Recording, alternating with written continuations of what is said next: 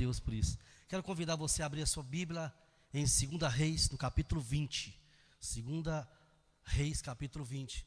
Agradecemos as pessoas que nos visitam, os irmãos e irmãs aí em casa, as pessoas que estão com o link. Você que vai participar deste culto mais lá na frente, outro dia. Deus esteja abençoando a sua vida também, de forma poderosa, em nome de Jesus.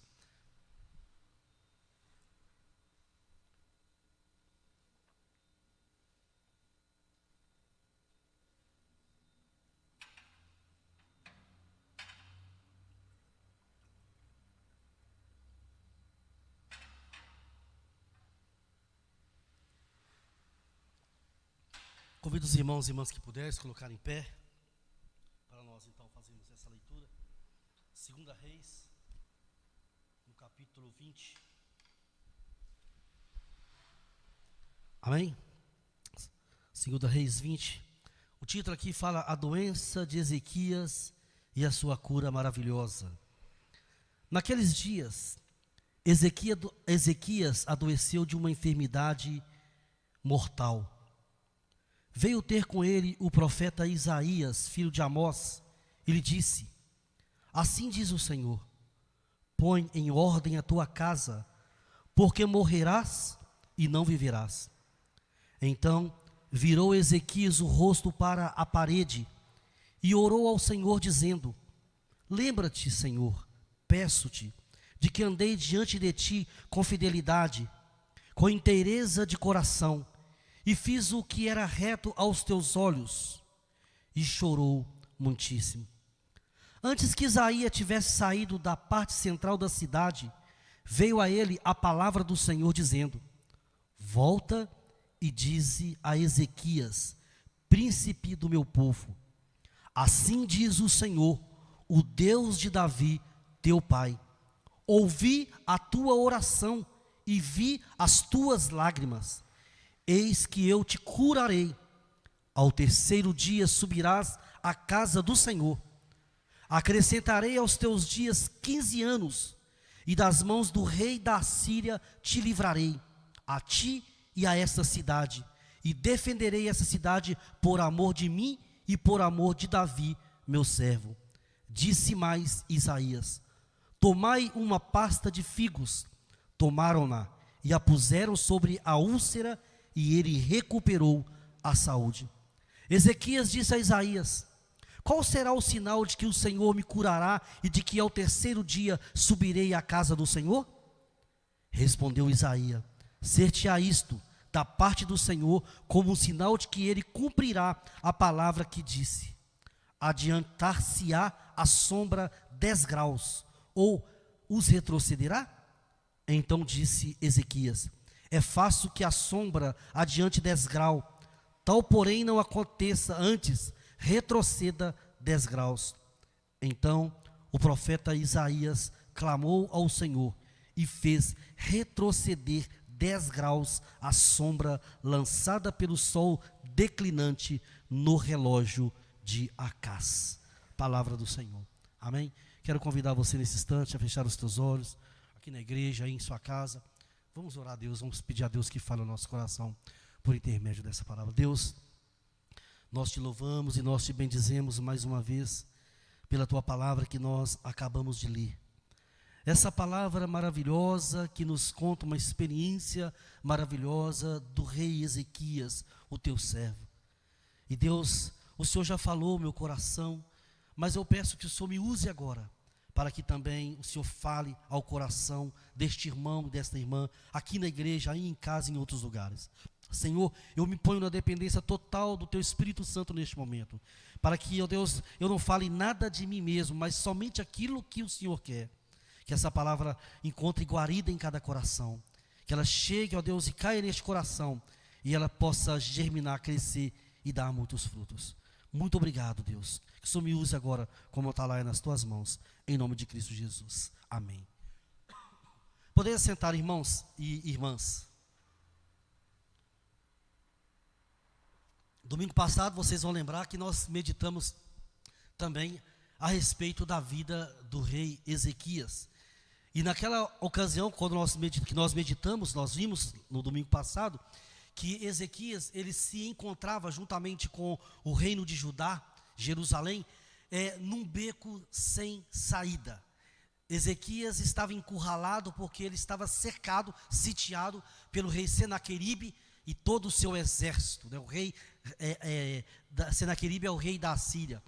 E nós vimos também naquela pregação de domingo como Deus ouviu a oração do rei Ezequias. O rei Ezequias, diante daquela situação, imediatamente ele colocou-se em oração juntamente com Isaías, e imediatamente também Deus ouviu a oração do rei Ezequias e livrou o rei Ezequias e toda aquela nação, todo o reino de Judá, daquela situação de encurralamento, aquela situação complicada que eles viviam. Hoje nós queremos aprender um pouco mais com o rei Ezequias.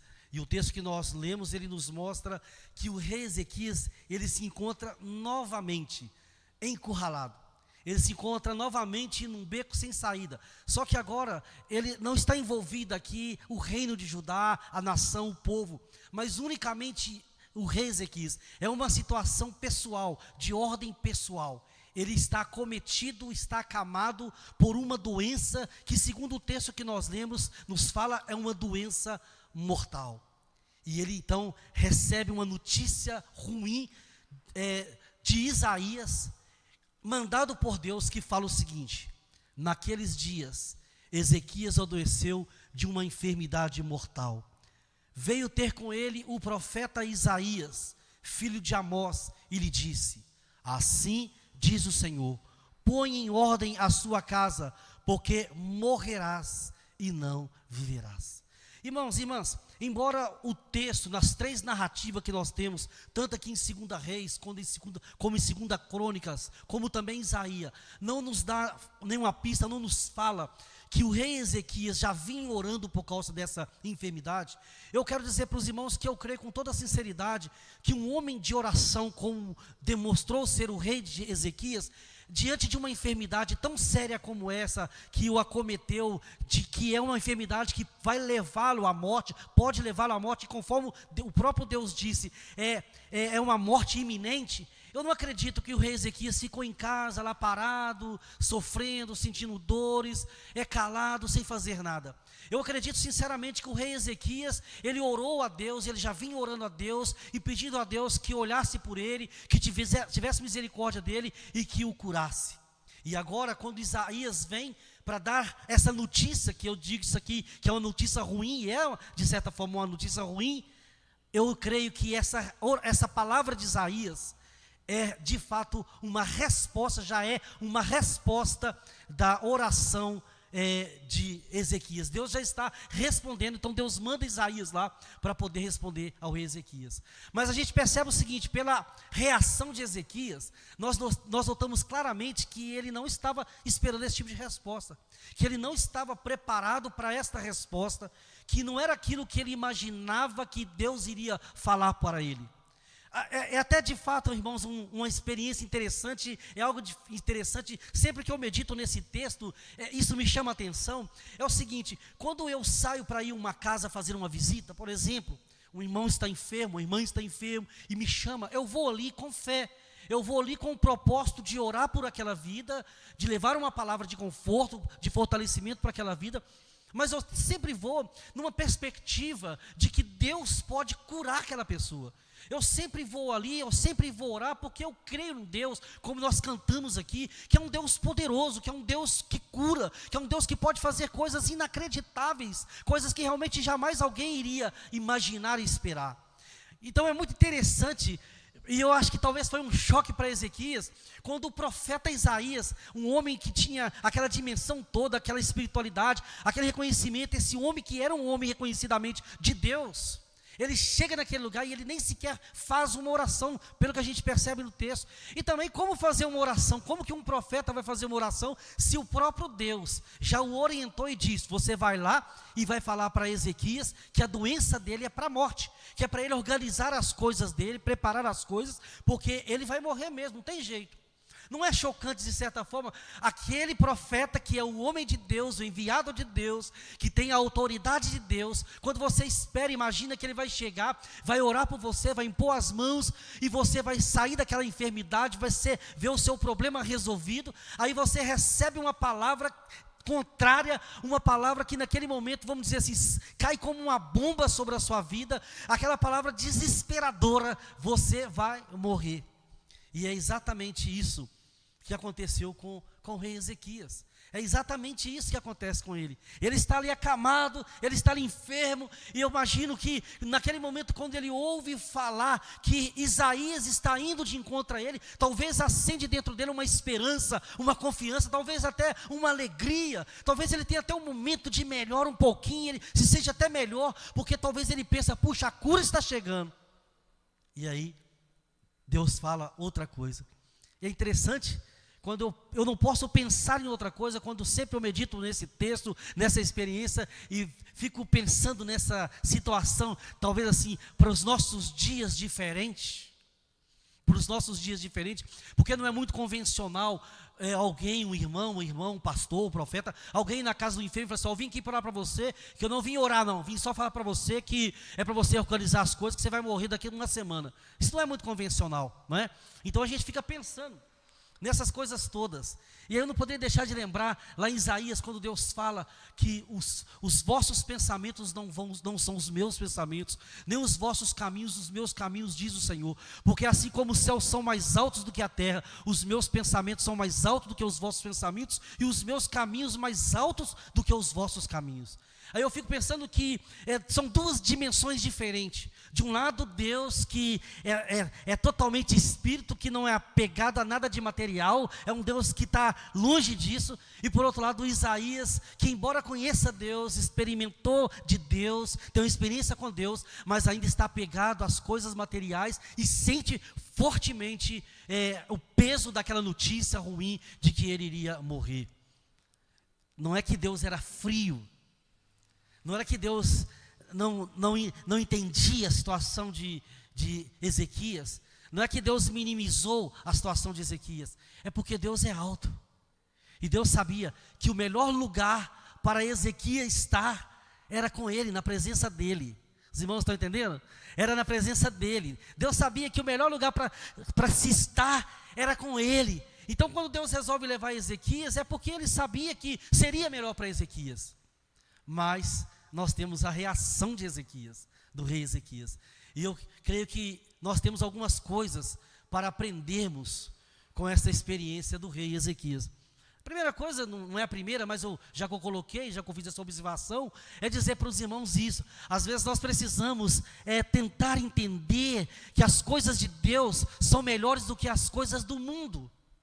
Que o reino espiritual é melhor do que o reino do mundo. Nós estamos presos, agarrados, amarrados muitas vezes em coisas que são materiais, que não levam para lugar nenhum, mas não há nada melhor do que a presença de Deus. Não há nada mais renovador, mais restaurador, mais vivificador do que a presença de Deus. E meu irmão e minha irmã, eu tenho dito, ouvi há pouco tempo passado, até disse aqui numa ministração, a gente deve desejar a volta de Cristo. Já ouvi muito um pastor falar isso, e eu também gosto muito de um cântico antigo que fala, ora vem Senhor Jesus, Maranata, ora vem Senhor Jesus. Nós devemos sim desejar a volta de Cristo, porque nós não somos, definitivamente, meu irmão, minha irmã, nós não somos deste mundo, nós somos do reino de Deus. Aqui é só uma passagem, o que tem lá não pode, é infinitamente maior do que o que tem aqui. Mas eu quero aprender com os irmãos algumas coisas, compartilhar com os irmãos e as irmãs, algumas coisas interessantes neste texto que nós podemos aprender. A primeira coisa é, o que fazer diante do caos? O que é o caos? O que eu chamo de caos? O caos é uma palavra grega, mas que se convencionou muito a falar que quando você está diante, por exemplo, de uma doença terminal, você está diante do caos. Quando você está numa situação que você não tem nada nas latas para comer, que você não tem nada para você alimentar, você está diante do caos. Quando você está diante de uma perda de um ente querido, você está diante de um caos. Então, caos, eu quero dizer que caos, quando eu falo de caos, eu falo de essa situação típica do que Ezequias estava vivendo, que era uma enfermidade, que era úlceras, uns acham que era até câncer, um câncer terminal, que estava dizimando a vida daquele homem. Essas úlceras, essas feridas que estavam acabando com este homem. Então, ele estava diante do caos. E a gente aprende com Ezequias o que fazer diante do caos: orar imediatamente. Amém? O que a gente aprende com Ezequias diante do caos é que nós devemos orar imediatamente.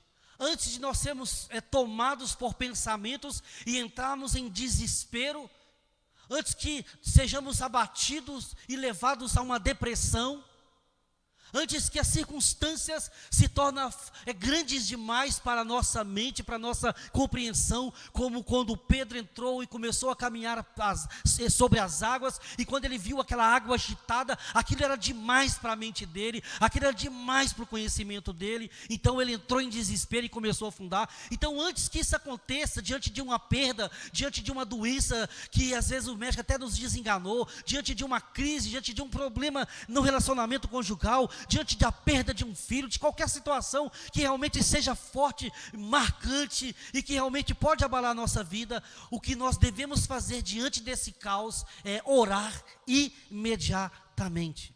Então o texto fala: naqueles dias Ezequias adoeceu de uma enfermidade mortal, poderia ser um câncer. Veio ter com ele o profeta Isaías, filho de Amós, e disse-lhe: assim diz o Senhor, põe em ordem a tua casa, porque morrerás e não viverás. Já pensou, você ouvindo isso do próprio Deus, o Deus que mandou dizer? É como o Cleves falou aqui no canto: ninguém explica Deus, Ele é. E é esse que é, e que ninguém explica Ele, que antes que houvesse palavra Ele já é, Ele já existia, e Ele manda te falar que você vai morrer. É um caos. Se a pessoa não tiver estrutura, ela vai desesperar. Se a pessoa não tiver pronta, ela vai desesperar. E ao que parece, Ezequias, ele não estava pronto. E o que ele fez? Orou imediatamente. Olha o que fala o texto, verso 2: então virou Ezequias o rosto para a parede e orou ao Senhor, dizendo: lembra-te, Senhor, peço-te, de que andei diante de ti com fidelidade, com inteireza de coração, e fiz o que era reto aos teus olhos, e chorou muitíssimo. Eu achei muito bonita essa expressão quando ele fala: lembra-te, Senhor, e esse peço-te é tipo o peço-te de uma, reconsidere, Deus, me dê uma chance, Deus, eu não estou preparado, Deus, eu não quero morrer. É como esse peço. Lembra, então virou Ezequias o rosto para a parede e orou ao Senhor, dizendo: lembra-te, Senhor, como se Deus pudesse esquecer. Lembra-te, Senhor, peço-te. Mas foi a primeira coisa daquele homem, que, como nós dissemos aqui, pela reação, pela notícia, ele não estava preparado, e a notícia veio como uma bomba explodindo sobre a vida de Ezequias. E sabe, meu irmão e minha irmã, eu não estou aqui de maneira nenhuma condenando Ezequias, porque é completamente compreensível quando alguém recebe uma notícia como essa, reagir desse jeito. É compreensível a reação de Ezequias. É compreensível quando um profeta da grandeza de Isaías chega e fala uma notícia dessa: você vai morrer, Deus mandou dizer para você, arruma as coisas aí, você vai morrer. Então a gente pode pensar assim: mas o profeta não tinha fé? O profeta não confiava em Deus? Ele confiava, ele tinha fé, ele era um homem de oração. Mas é um tipo de notícia que a gente, sinceramente, não está muito preparado para poder receber. Mas a primeira coisa que eu quero destacar aqui é que aquilo que nós temos que fazer diante do caos é seguir o exemplo de Ezequias, a atitude de Ezequias: orarmos a Deus imediatamente. Porque orarmos a Deus imediatamente, como eu falei, você vai impedir que muitas coisas cheguem à tua mente, que você seja dominado pelo medo, pelas coisas que virão, e você vai conseguir realmente encontrar a paz, porque a paz diante do caos, ela só pode ser encontrada em Deus, com Deus.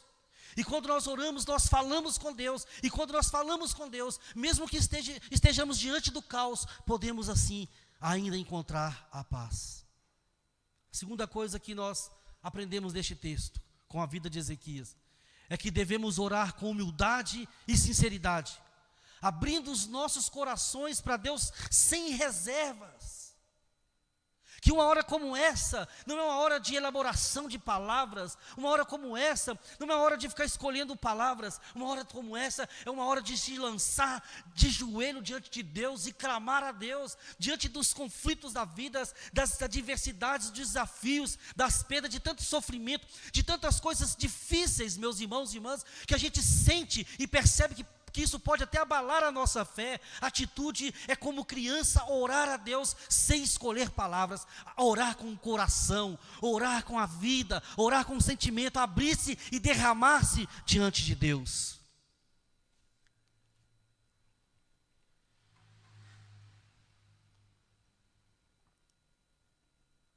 Foi o que ele fez. Lembra-te, Senhor, peço-te, lembra-te, Senhor, peço-te, volto nesse peço-te, de que andei diante de ti com fidelidade, com inteireza de coração, e fiz o que era reto aos teus olhos. E naquele momento ele não quis saber da sua posição social, ele não quis saber se ele ocupava um cargo alto, ele não quis nem saber que ele era o rei Ezequias, o famoso rei Ezequias. Ele chorou, o texto fala, e chorou muitíssimo, e chorou muitíssimo. Ele deixou de lado a formalidade, ele deixou de lado a vergonha, ele deixou de lado todas as coisas e ele chorou muitíssimo. Irmãos e irmãs, quando ele lançou diante de Deus e disse peço-te e chorou muitíssimo, isso é uma atitude de humilhação, isso é uma atitude de reconhecimento de que ele está perdido, que ele está à mercê, de que sem Deus ele está perdido, totalmente lascado, usando essa palavra estranha, né? E ele então fala, Deus, nessa palavra ele está gritando no mais profundo do seu coração e clamando, Deus, Deus me ouve, Deus. Então nós aprendemos com este homem, que diante das adversidades, dos desafios da vida, das perdas, do sofrimento, do caos, a gente tem que lançar diante de Deus, esquecer tudo mais ao nosso redor, abrir o coração, rasgar o coração, falar assim, Deus, tenha misericórdia de mim. Se o Senhor não tiver misericórdia de mim, eu estou perdido, totalmente perdido, estou à mercê. O salmista, no Salmo 34, versículo 17 ao versículo 18, ele faz uma afirmação muito interessante dentro dessa questão. Olha o que o salmista fala: clamam os justos, e Ezequias era um homem justo, e o Senhor os escuta. Oh, glória a Deus, saber que nós servimos um Deus que nos escuta, saber que nós oramos a um Deus que, apesar de toda essa grandeza que nós cantamos aqui, é um Deus que nos ouve quando nós clamamos, quando nós suplicamos. Clamam os justos e o Senhor os escuta e os livra de todas as suas tribulações. Aquele homem estava atribulado com aquela enfermidade, ainda aumenta mais com essa notícia.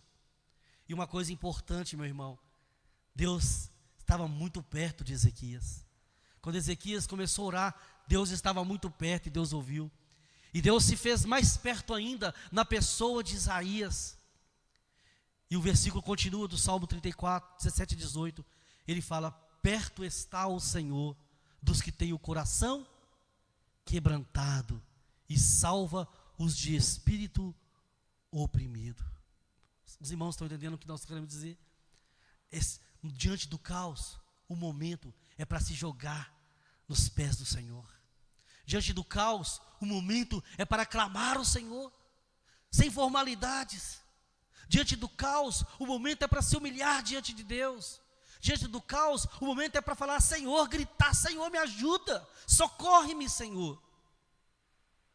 E nós temos essa garantia de que Ele está perto de nós. O autor ou a autora de Hebreus fala que nós devemos chegar diante de Deus com um coração sincero e com fé. Eu creio que foi isso que aconteceu naquele dia, na vida de Ezequias. Quando diante daquela doença mortal, ele se achega diante de Deus, ele vira para a parede e ele clama a Deus, mas ele clama com sinceridade e ele clama com fé. Olha o que nos fala, Hebreus 10, 22. Aproximemo-nos com sincero coração, em plena certeza de fé, tendo o coração purificado de má consciência e lavado o corpo com a água pura. Eu creio que foi assim que Ezequias, o rei Ezequias, se aproximou de Deus naquela hora.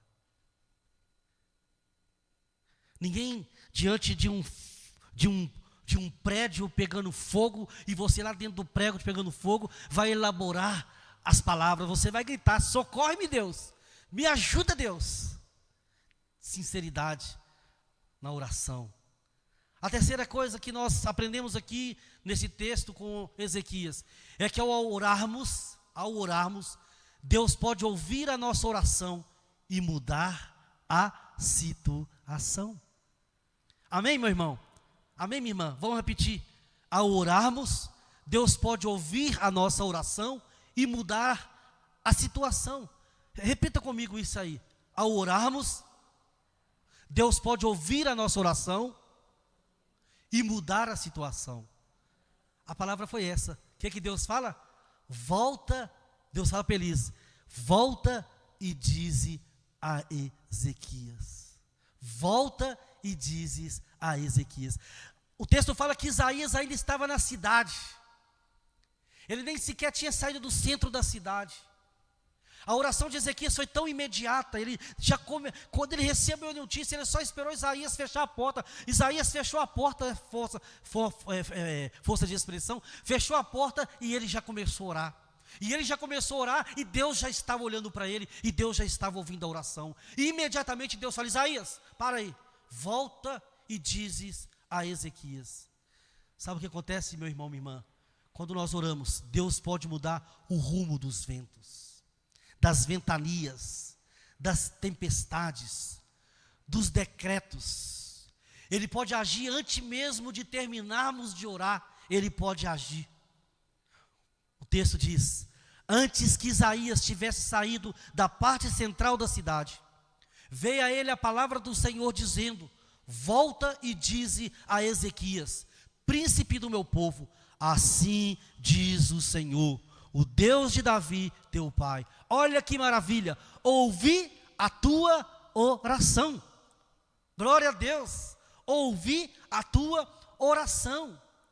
Quando você, Ezequias, depois de receber a notícia, virou para a parede e chorou, e ouviu, e clamou, naquele instante, Ezequias, naquele mesmo momento, eu já te ouvi. Irmãos e irmãs, esse é o Deus que nós servimos, que quando nós clamamos com sinceridade, com honestidade, com o coração quebrantado, compungido, Deus, Ele ouve a nossa oração, Ele ouve o nosso clamor. Deus, Ele se compadece. Deus não é frio, Deus é amor, Deus é bondade e misericórdia. Então quando nós clamamos honestamente, Ele ouve o nosso clamor. Ouvi a tua oração, e olha que interessante, e vi as tuas lágrimas. O Deus que vê as lágrimas. Eu vi o seu sofrimento, Ezequias. Eu vi as tuas lágrimas que derramavam sobre o seu corpo, por causa da sua angústia, diante da notícia que eu te enviei. E ele fala: eis que te curarei. Glória a Deus. Eis que te curarei. Ouvi a tua oração e vi as tuas lágrimas, eis que te curarei. Esse Deus, meu irmão, minha irmã, que nós estamos hoje adorando aqui nesse lugar, que nós estamos aqui hoje contemplando a presença dEle, é o Deus, meu irmão, minha irmã, que ouve a nossa oração, que vê as nossas lágrimas, o nosso choro, o nosso sofrimento, a nossa angústia, a nossa preocupação, a nossa ansiedade, e é o Deus que quer nos curar, que quer nos abençoar, que tem prazer em nos abençoar. Ouvi a tua oração e vi as tuas lágrimas, eis que eu te curarei. Ao orarmos, Deus pode ouvir a nossa oração e mudar a situação. situação. E aí o versículo continua. Ele faz uma promessa: ao terceiro dia subirás à casa do Senhor. Imagine uma pessoa acamada, tomada de uma enfermidade no seu corpo, úlceras pelo corpo afora. Uma pessoa que já recebeu um decreto de morte, a doença é mortal, é uma chaga mortal. E ela ora, e Deus imediatamente responde e fala: daqui 3 dias, você vai estar na casa do Senhor. Olha, o próprio Deus falando, você vai estar na casa do Senhor, ou seja, cultuando a Deus.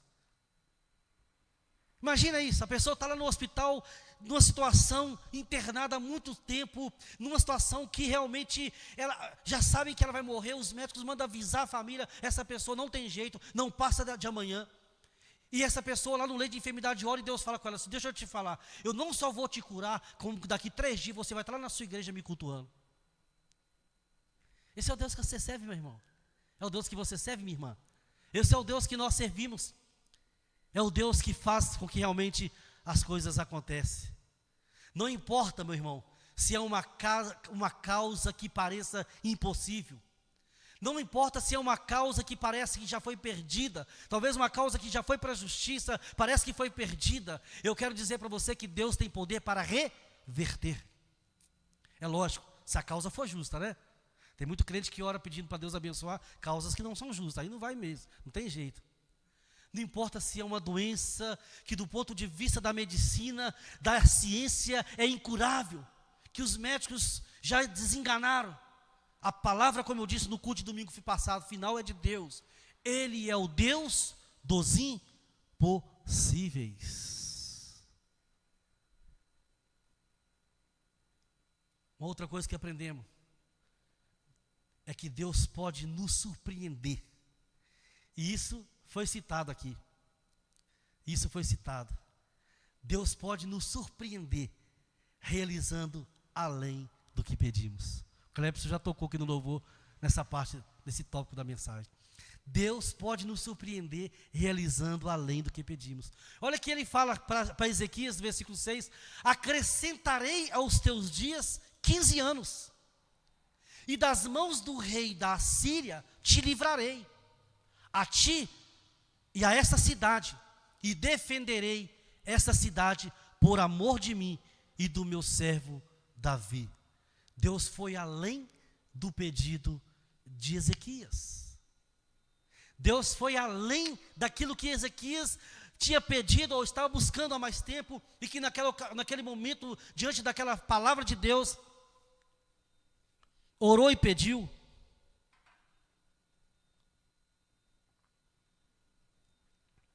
Deus curou Ezequias. Aleluia. Glória a Deus, meu irmão. Eu vou repetir, Deus curou Ezequias. E por que eu quero repetir? Porque aquele Deus que Ezequias virou para a parede, orou e clamou, é o Deus, é o mesmo Deus, ontem, hoje e será eternamente. Ele é o mesmo Deus, Ele não envelheceu, Ele não mudou nada, Ele continua ouvindo, Ele continua curando, Ele continua abençoando, Ele continua agindo. Disse mais Isaías, Deus curou Ezequias, disse mais Isaías, tomai uma pasta de figo, tomaram-na e a puseram sobre a úlcera, e ele recuperou a saúde. Versículo 7. E é interessante que Deus pode usar métodos não muito convencionais para fazer o que Ele quer.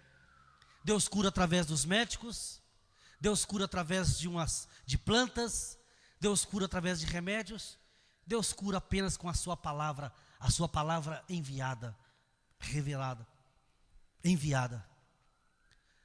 Ele foi além, prolongando os seus dias. A oração de Ezequias não foi: Deus, eu queria viver 30 anos, 15 anos, 20 anos. Ele falou, ele queria apenas ser curado. Mas Deus prolongou os seus dias. Acrescentarei aos teus dias 15 anos. 15 anos. Parece pouco, né? Porque nós estamos acostumados a viver muito aí. Mas não é não. Para quem já ia morrer, viver mais 15, bom demais. Ele foi além, livrando tanto a Ezequias como a cidade, o reino de Judá, Jerusalém, das mãos do rei da Síria, dos inimigos. E das mãos do rei da Síria te livrarei, a ti e a essa cidade, e defenderei essa cidade por amor de mim e por amor de Davi, meu servo. Versículo 6, parte B. É o Deus que vai além. Ele foi além, realizando na frente de Ezequias um prodígio, um sinal maravilhoso, algo poderoso. Olha a situação, alguém que estava para morrer, alguém que recebe a notícia daquela, recebe a cura, recebe promessas, ainda presencia um sinal poderoso de Deus, que vai mexer ainda mais com a sua fé, fortalecer ainda mais a sua fé. O que Deus faz? Então o profeta Isaías clamou ao Senhor e fez retroceder 10 graus a sombra lançada pelo sol declinante no relógio de Acás. Isso é impossível, não é? Do ponto de vista da ciência, isso é impossível. Mas é o que nós falamos. O Big Bang vem para tentar disfarçar. O teólogo tenta explicar. O gentio, o judeu, ninguém explica Deus. Ele é inexplicável. Por isso ele faz o que ele quer, do jeito que ele quer, mesmo que não pareça convencional, mesmo que dê um nó na cabeça do cientista, na cabeça das pessoas. Tem coisa que é mais complicada, tem nó maior do que a questão, por exemplo, de Maria ter dado à luz sendo virgem. Sendo virgem, hoje tem muitas mulheres que vão lá, coloca lá, faz, né, como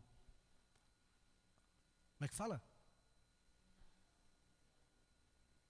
Isso é inseminação artificial. Não foi uma inseminação artificial como é feita hoje. Ela gerou pelo Espírito Santo. Ela nunca teve contato. Isso é incrível. Por isso que a Maria disse ao anjo: mas como pode ser isso se eu não tenho relação com homem algum? E o anjo disse: para Deus não haverá impossíveis. E aí eu cito o texto que o Cleber já citou, quando Paulo escreve aos Efésios, e ele disse isso para eles: que Deus pode fazer infinitamente mais do que pedimos e pensamos. Ora, aquele que é poderoso para fazer infinitamente mais do que tudo quanto pedimos ou pensamos, conforme o seu poder que opera em nós. Mas também, já caminhando para nós concluirmos essa mensagem, nessa experiência do rei Ezequias, eu quero dizer para você, meu irmão e minha irmã, e quero afirmar, e quero deixar claro, que você não esqueça jamais: vale a pena orar. Amém? Uma pena que poucas pessoas parecem entender isso. Irmãos, é impressionante. Você pode sair da igreja agora e passar na porta das igrejas. Isso é uma leitura que eu já faço, algo que eu observo há muitos e muitos anos. Pode ser uma igreja enorme, que tenha 30 mil pessoas, membros, no culto de oração, que a gente chama de oração. Você pode entrar ali, pode estar lotada, mas se você pegar e contar quantas pessoas tem, dentro da proporção, você vai ver que o mínimo de pessoas estão ali. Isso é o primeiro detalhe que eu percebo, que as pessoas, por incrível que pareça, qual é o segredo? Por que poucas pessoas participam do culto de oração? Se orar é falar com Deus. Por que poucas pessoas participam desse culto, que ele é tão fundamental, tão essencial, tão importante na vida da igreja? Irmãos, nós temos casos na igreja que pessoas que nunca participaram a vida inteira de um culto de oração. Como que pode ser isso?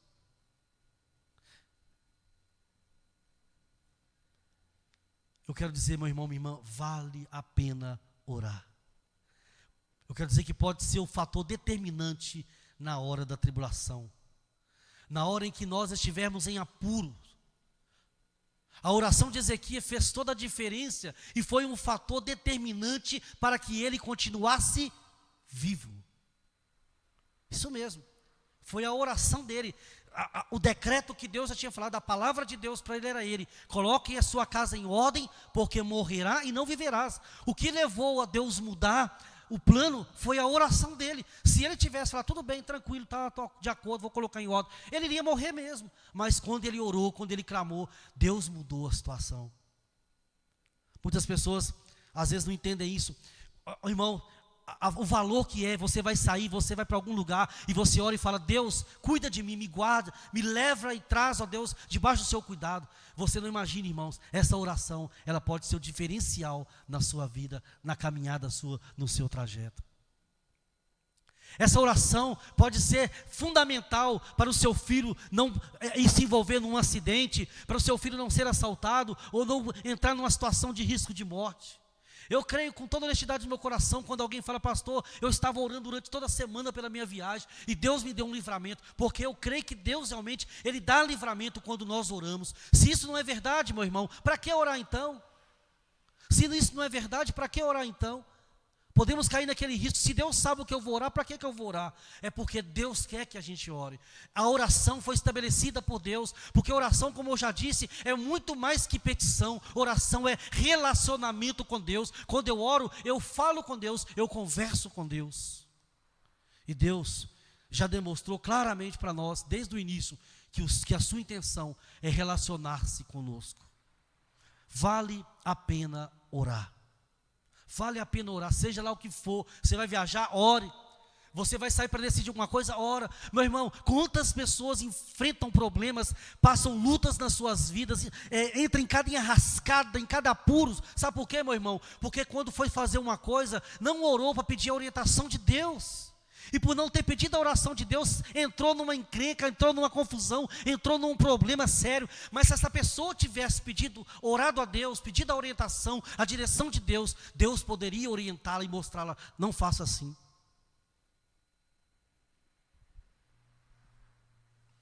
Eu lembrei de uma ação, de uma história bíblica, de uma passagem bíblica, de experiência bíblica, que nos mostra claramente isso, que vale a pena orar. Eu lembrei da oração da rainha Esté, de Mordecai e de todo o povo. Os irmãos lembram disso? Quando o rei Assuero baixou um decreto, sem saber que iria prejudicar os judeus, baixou um decreto em que os judeus seriam mortos. As pessoas iriam agredir os judeus, iriam matar os judeus, e eles não iriam poder reagir. Quando a rainha Esté, Mordecai, eu preguei sobre isso aqui, e o povo entrou em oração, em jejum, em panos de cinza, sacos de cinza. Deus tocou o coração daquele homem quando a rainha Esté entrou. O rei não podia, por causa da cultura deles, mudar aquele decreto. Mas ele pôde baixar um outro decreto. E o outro decreto era que os judeus poderiam se defender. E quando ele fez isso, os judeus se defenderam. E Deus foi com os judeus. Era morte na certa. Era um decreto de morte na certa. Crianças, jovens, adultos, idosos, era esse o decreto, vocês lembram? E Deus mudou o decreto. Eu quero dizer para você, meu irmão, vale a pena orar, porque Deus pode mudar a história da sua vida. Vale a pena orar, porque Deus pode te dar uma direção naquela decisão que você precisa tomar. Vale a pena orar, porque Deus pode te ajudar naquela situação que parece não ter jeito, naquela causa que parece não ter solução. Vale a pena orar, porque Deus pode trazer paz para o seu coração. Vale a pena orar, porque Deus pode te levantar assim do leito de enfermidade. Vale a pena orar, sabe por quê? Porque você não ora a homens, mas ora a um Deus que é real, que é poderoso e que é amoroso. Ele pode fazer qualquer coisa. E eu quero concluir então essa mensagem, convidando você, meu irmão, minha irmã, a refletir nessa experiência de Ezequias, nessa atitude de Ezequias de orar. E a gente já vê pela Bíblia, pegando a mensagem do domingo passado, a mensagem de hoje, que era comum, era típico de Ezequias, diante de apuros, da situação difícil, ele orar imediatamente. Foi o que ele fez, lembra de domingo passado, diante ali do rei Senaqueribe, diante do exército, a atitude dele foi orar imediatamente, não perder tempo, orar imediatamente. E agora a gente vê nessa situação também, mostrando o quê? O valor, a importância da oração para a vida daqueles e daquelas que confiam em Deus. Eu quero terminar com algumas considerações. Primeiro, a oração deve ser a primeira coisa que devemos fazer quando estivermos diante das provações e tribulações da vida. Precisa ser o nosso primeiro recurso. Não pode ser a última coisa a ser feita. Segundo, a oração sincera e feita com humildade pode levar Deus a mudar as situações, o rumo das coisas. Deus poderá operar milagres, sinais e prodígios quando nós orarmos com sinceridade, com humildade diante dele. Ele pode mudar os decretos. Terceiro, quando oramos, Deus pode realizar coisas surpreendentes, infinitamente mais do que pedimos ou pensamos na nossa vida, na nossa família, no ambiente que nós vivemos. Deus pode mudar. Deus pode mudar. Meu irmão, eu quero dizer para você, eu creio nisso. Você crê também? Eu creio nisso, meu irmão. Isso não é utopia. Isso não é utopia. Deus pode mudar a situação, o ambiente. Deus pode mudar. Ele é soberano, mas Ele pode mudar. A oração está disponível. Quarto, a oração está disponível para todos nós. Por quê? Porque Deus ouve a oração daqueles e daquelas que se aproximam dEle com o coração quebrantado, com humildade, com sinceridade. A oração é o meio que Deus escolheu para que nós pudéssemos relacionar com Ele. Ela precisa ser cultivada. Cultivada. Levanta de madrugada, meu irmão. Levanta de madrugada. Eu não sei se a Célia percebe, de vez em quando eu estou lá assim. Eu tenho o hábito de ir ao banheiro de noite. E às vezes assim, vou ao banheiro, aí na hora que eu volto, eu puxo assim a coberta assim, né? Para não atrapalhar a Célia, porque eu durmo com o ventilador, né? Para poder não entrar um frizinho nela lá. Aí eu faço a tal da cabaninha. Já vou falar da cabaninha? Sabe o que é a cabaninha? Eu entro debaixo da cabaninha coberta, eu fico lá de joelho, lá na minha cama ajoelhado, debaixo da cabaninha. Ali eu vou orando com Deus, aí eu oro com Deus. De vez em quando eu percebo que eu acordo cochilando ajoelhado, eu oro mais um pouco, continuo orando, depois vou ficando. Isso é maravilhoso. E isso realmente é uma experiência gostosa. Finalmente, a oração verdadeira e sincera, feita com o coração humilde e quebrantado, é uma arma poderosa que Deus colocou nas nossas mãos para lutarmos contra as forças do mal. Você tem a arma mais poderosa nas suas mãos, à sua disposição, a oração. Alguém te incomodou? Conta isso em oração. No domingo eu falei sobre isso. Você está enfrentando uma enfermidade? Vai lá e fala com Deus. Você precisa que Deus, de uma porta aberta? Fale com Ele. Ele tem poder. E eu quero encerrar com a palavra de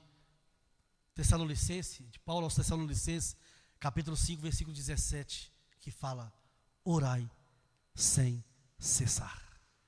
Amém? Orai sem cessar. O que significa isso? Diariamente, constantemente. A oração que você vai fazer como eu faço lá, de ajoelhar, a oração que eu vou ajoelhar em outro lugar, a oração que eu faço sentado na cadeira, a oração que eu faço andando, caminhando, a oração que eu faço dentro do ônibus, a oração. Vamos orar. Então você tem, como eu já preguei uma outra mensagem, você pode ter aquele momento de retirar para o seu quarto em secreto e orar, mas você pode orar no seu trabalho, você pode orar na situação. Meu irmão, a oração é poderosa. Você está no seu ambiente de trabalho, de repente duas pessoas começam a brigar, entra em desacordo, dá um problema, o que você vai fazer? Ora, fala: Deus, estabelece a paz neste lugar, Senhor, repreenda esse inimigo da discórdia que está aqui agora. E Deus pode naquela hora repreender, abençoar e estabelecer a paz naquele lugar, seja no lar, seja na família e em qualquer lugar.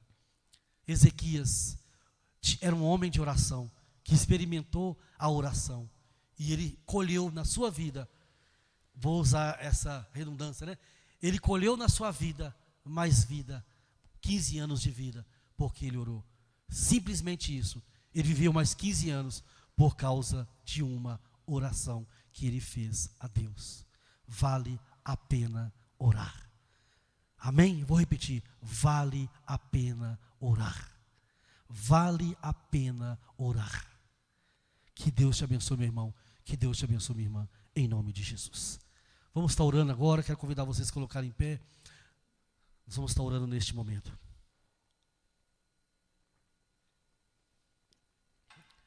Coloque-se em pé, se você puder. Aqui na igreja, você em casa. E coloque diante de Deus aquilo que está te incomodando. Coloque diante de Deus a sua causa que às vezes até parece perdida.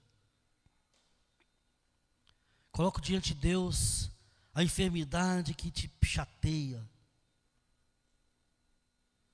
Coloque diante de Deus a sua família, o seu lar, o seu trabalho.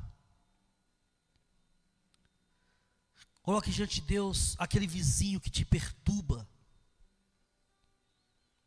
Coloque diante de Deus aquela pessoa que te critica, que te ridiculariza diante das pessoas. Coloque diante de Deus aquela pessoa que fala mal de você. Aquele parente que você percebe que não gosta de você. Aquele companheiro, aquele colega de trabalho que você sente que está querendo puxar o seu tapete.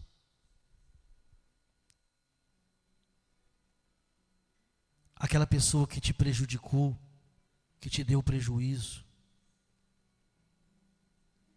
Coloque diante de Deus o problema do relacionamento, seja conjugal, seja com seus filhos e filhas, seus netos e netas. Coloque diante de Deus a sua dificuldade financeira. Coloque diante de Deus a angústia do seu coração.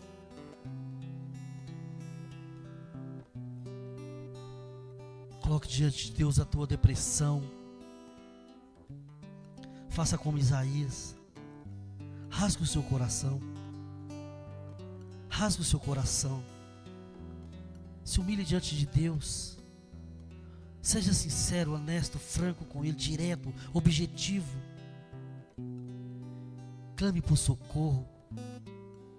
Porque Deus é rico em amor, em bondade, em misericórdia. Ele se compadece de nós. Naquele dia Ele se compadeceu do rei Ezequias. A morte era iminente, já estava decretada, mas Deus se compadeceu. E Ele pode se compadecer de você também, meu irmão, de você também, minha irmã. Oh Deus,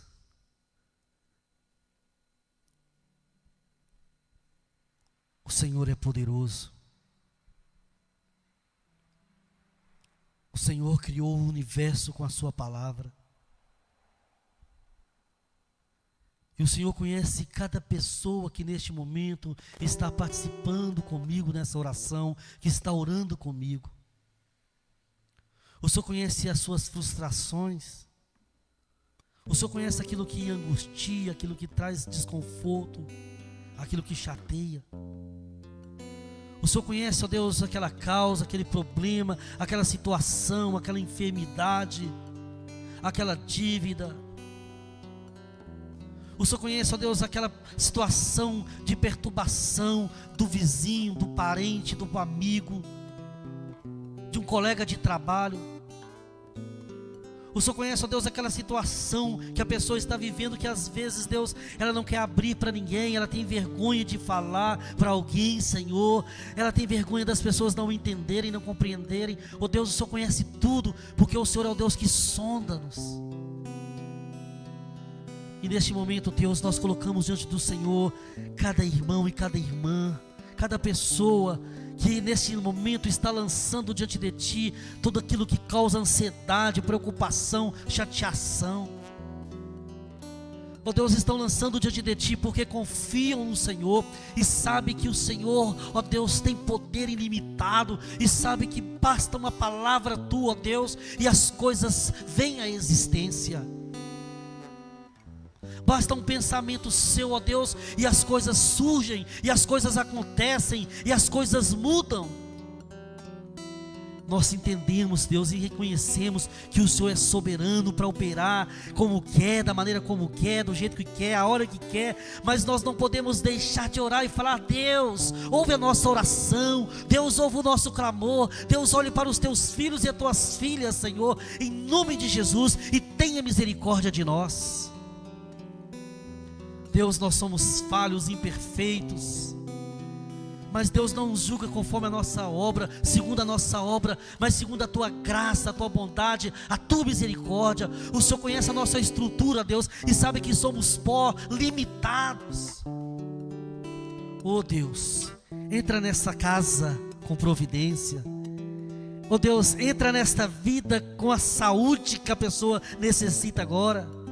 Entre neste lar, ó Deus, que está sendo destruído por causa de relacionamentos, ó Deus, problemas no relacionamento. Entra nessa casa, Deus.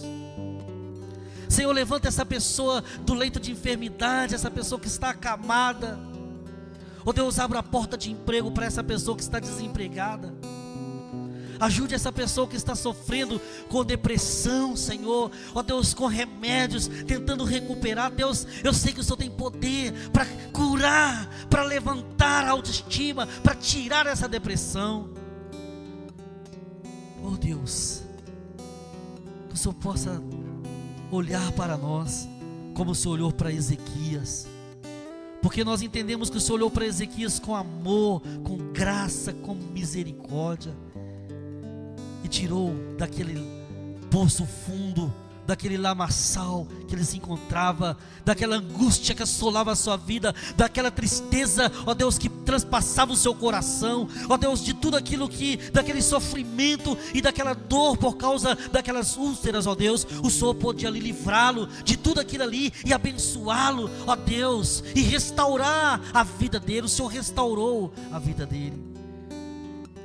Ó Deus, eu coloco toda a minha vida, todos os meus pensamentos, da minha família, dos irmãos e das irmãs, das pessoas que estão aqui na igreja e das pessoas que estão em casa, que estão participando deste culto hoje e que participarão em outra ocasião. Mas eu coloco todos os pedidos diante do Senhor, lançamos diante do Senhor e queremos esperar em Ti e descansar em Ti e confiar em Ti, porque sabemos que o Senhor tem poder e basta uma palavra para que as coisas aconteçam. Nós cremos, Deus. Cura, levante vidas, restaure vidas, ó Deus, emocionalmente, espiritualmente, fisicamente. Restaure vidas, Deus. Ó Deus de Abraão, de Isaac e de Jacó, ó Deus de Isaías, de Ezequias. Tu és o mesmo ontem, hoje e será eternamente. Ninguém pode explicar o Senhor, ninguém pode compreender, ninguém pode entrar na sua mente, mas uma coisa nós podemos experimentar: o Senhor é um Deus amoroso, misericordioso e fiel. Por isso que nós oramos, Deus, porque nós cremos, nós cremos. Eu oro pelo país, pela nação brasileira, que passa por tanta luta, por tanto problema, por tantas brigas, tantos desentendimentos. Que o Senhor tenha misericórdia. Eu oro, ó Deus, pelo mundo. Eu oro por essa situação, Deus, de pandemia que assola vidas, e peço que o Senhor tenha misericórdia. E te agradeço, Deus, porque eu sei que o Senhor ouve a nossa oração. Muito obrigado, Deus. Sara a nossa vida e a nossa nação. Em nome de Jesus nós oramos e agradecemos. Amém. Glória a Deus. Creia nisso, meu irmão. Creia nisso, minha irmã. Tome posse dessa oração, dessa presença de Deus na sua vida, que é real, verdadeira, em nome de Jesus. Muito obrigado, Deus, por esse culto. Muito obrigado, Deus, pela oportunidade que nos deste de louvar e adorar o teu santo nome. Agora pedimos, Deus, leve-nos em paz para os nossos lares e nos dê um restante de semana abençoado, em nome de Jesus. Amém. E que a bênção de Deus, o nosso Pai, a graça de Jesus Cristo, Filho, e a comunhão do Espírito Santo, a doce comunhão do Espírito Santo, esteja sobre a sua vida, meu irmão, sobre a sua vida, minha irmã, sobre o seu lar, a sua casa, a sua família, hoje e para todos sempre. Amém e amém. Deus abençoe a todos. Agradecemos mais uma vez vocês que participaram conosco aí na sua casa, através dessa transmissão online. Deus abençoe.